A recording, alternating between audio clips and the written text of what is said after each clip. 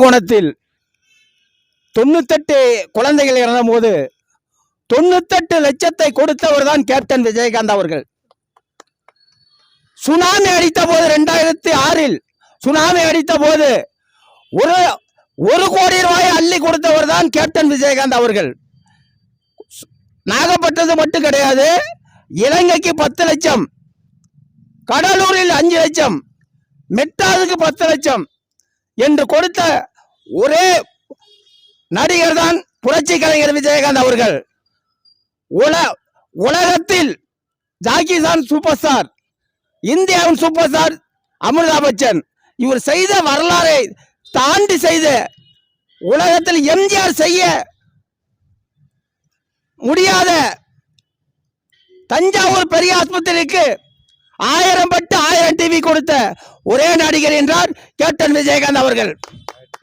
நாகப்பட்டினம் 1000 பட்டு 1000 டிவி கொடுத்தவர் தான் கேப்டன் விஜயகாந்த் அவர்கள்.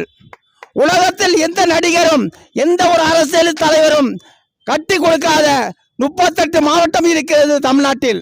38 மாவட்டத்திலையும் 10 ஆஸ்பத்திரியை கட்டி கொடுத்த தமிழ்நாட்டு கட்டி கொடுத்த ஒரே நடிகர் என்ற உலகத்தில் என்று கேப்டன் விஜயகாந்த் மட்டும்தான், வேற யாரும் கிடையாது சகோதரர்களே. இதான் உண்மை.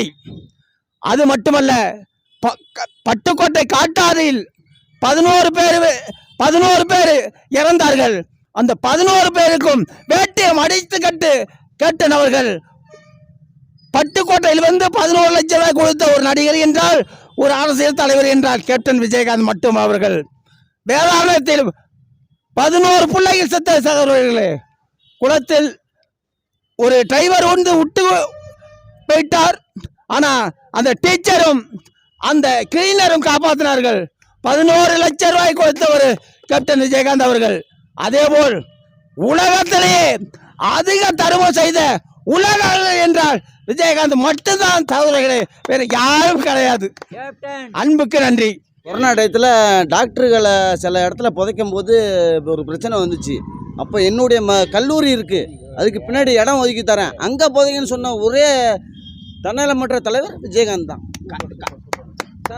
கேப்டன் முதல் நடிக்கும் போது வந்து அவருக்கு சாப்பாடு எல்லாம் ஃபஸ்ட்டு நடிக்கும் போதெல்லாம் எல்லாத்துக்கும் நடிகருக்கு ஒரு சாப்பாடு, காமெடியனுக்கு ஒரு டாக்டர் சாப்பாடு, ஹீரோயின் சாப்பாடு அப்படி தான் கொடுத்தாங்க. தலைவர் கேப்டன் போயிட்டு தான் எல்லாத்துக்குமே ஒரே சாப்பாடு கொடுன்னு சொன்னார்.